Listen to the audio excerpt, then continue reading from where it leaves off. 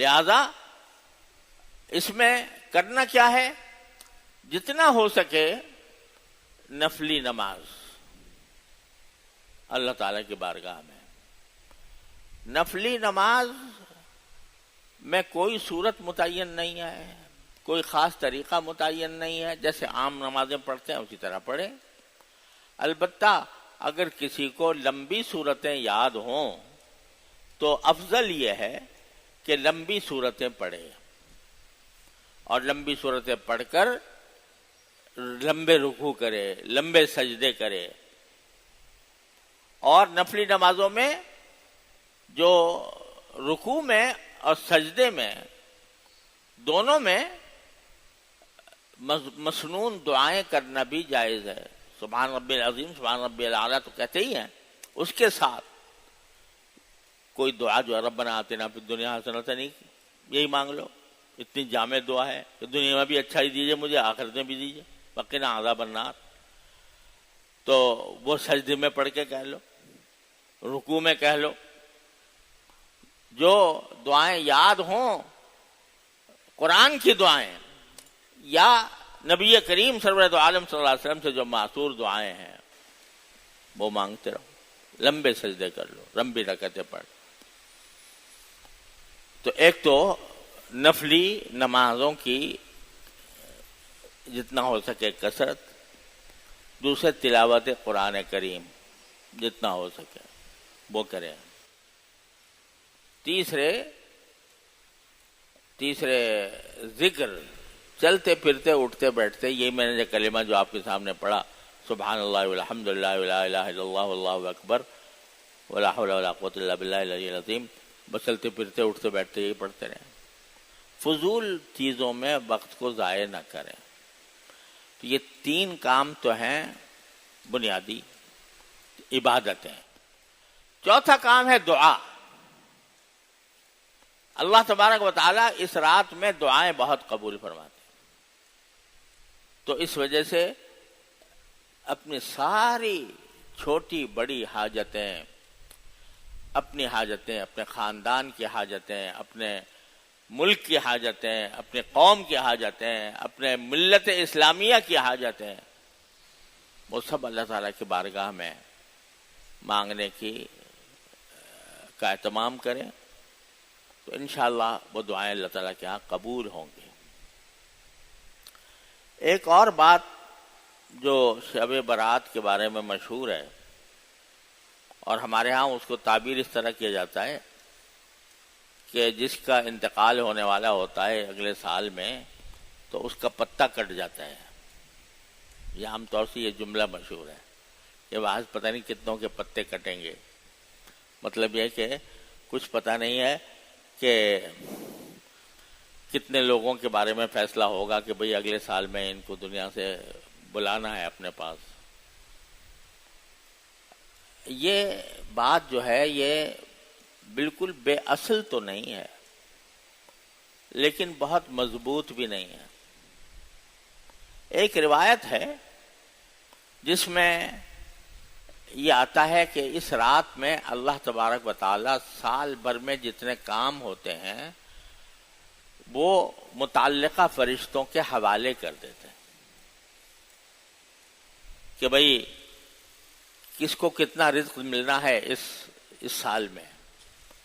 تو وہ جو رزق کے اوپر جو فرشتہ متعین ہے اس کو بتا دیتے ہیں کہ بھئی اس سال میں فلاں کو اتنا رزق دینا ہے.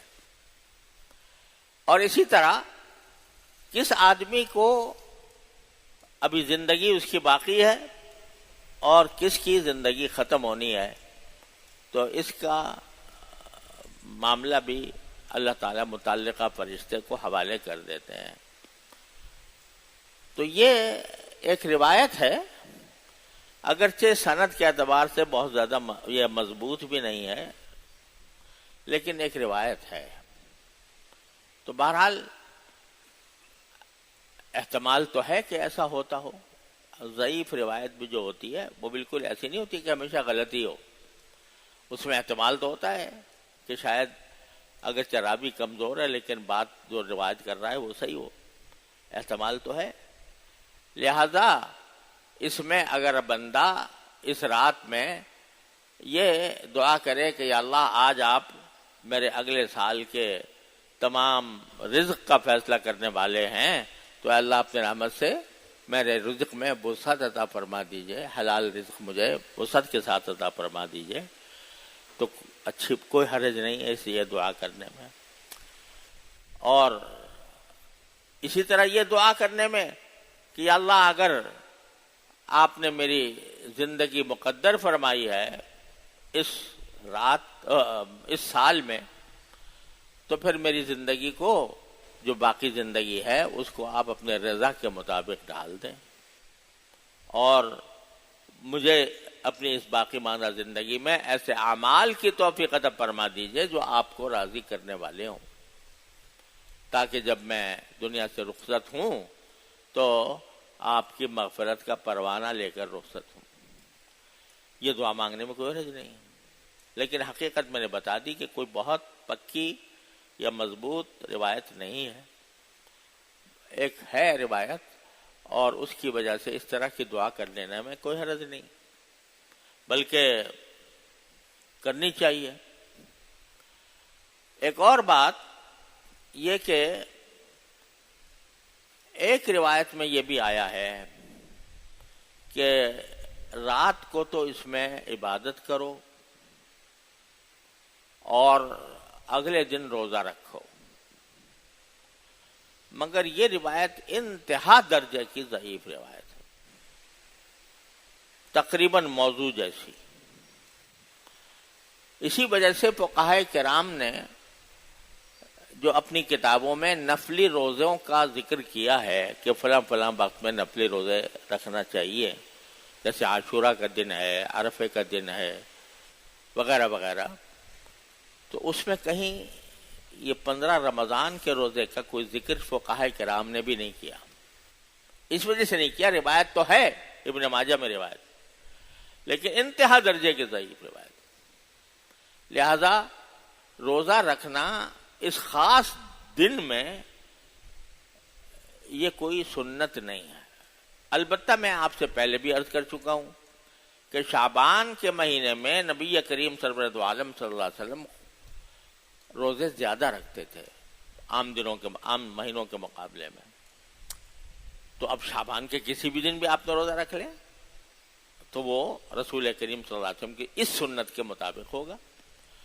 اور خاص طور پر ہر مہینے کی جو 13، 14، 15 جو تاریخ ہوتی ہے، اس کو ایام بیض کہا جاتا ہے، اس کے روزے بھی نبی کریم سرور دو عالم صلی اللہ علیہ وسلم کی سنت ہے۔ آپ بکثرت ایام بیض کے روزے رکھا کرتے تھے، 13 ہر مہینے کی 13 تاریخ، 14 تاریخ اور 15 تاریخ، ان کو روزہ رکھا، اس میں 15 آتی ہے، 15 شعبان بھی آ جاتی ہے اس میں۔ تو اگر کوئی آدمی ساتھ ملا کر 13، 14، 15 رکھے تو انشاءاللہ بڑے اجر و ثواب کا کام ہے۔ تو یا ویسے ہی روزہ رکھے کہ اس لحاظ سے کہ بھئی شعبان کا ہر روزہ باعث ثواب ہے تو میں روزہ رکھتا ہوں، تو بڑی اچھی بات ہے، کوئی حرج نہیں۔ لیکن یہ نہ سمجھنا چاہیے کہ خاص 15 تاریخ کو دوسرے شعبان کے دنوں سے زیادہ فضیلت ہے اس میں روزہ رکھنے کی، اس اعتقاد کے ساتھ نہیں۔ ویسے تو روزہ ایک بڑا اچھا عمل ہے، اللہ تعالیٰ کے یہاں بہت محبوب ہے، بس صرف ذرا سا زاویہ نظر کا فرق ہوتا ہے۔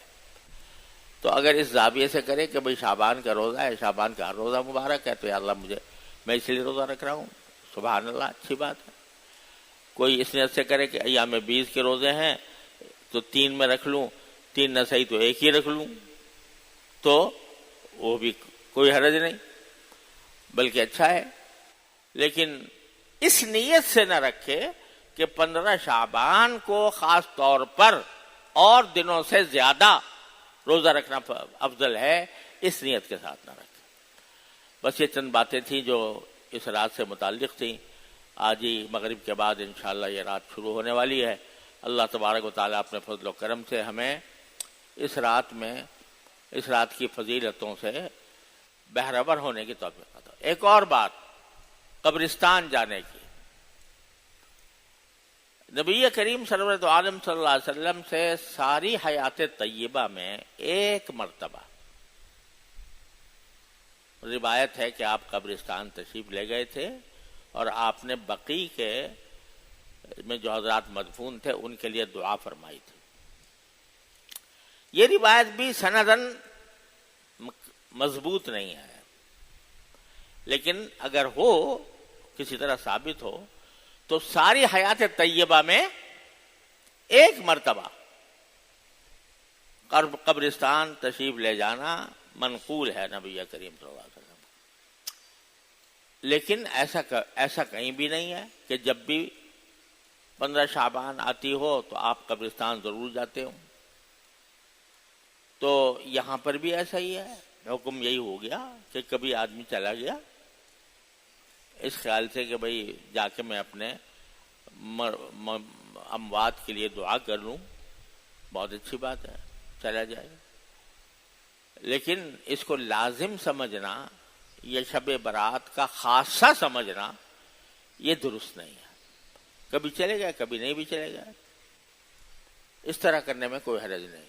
اللہ تعالی ہمیں اس رات کی صحیح فضیلتوں اور برکتوں سے بہرہور فرمائے، اور اس کے جو منکرات اس میں شامل ہو گئے ہیں اللہ تعالیٰ ان سے ہماری حفاظت فرمائے.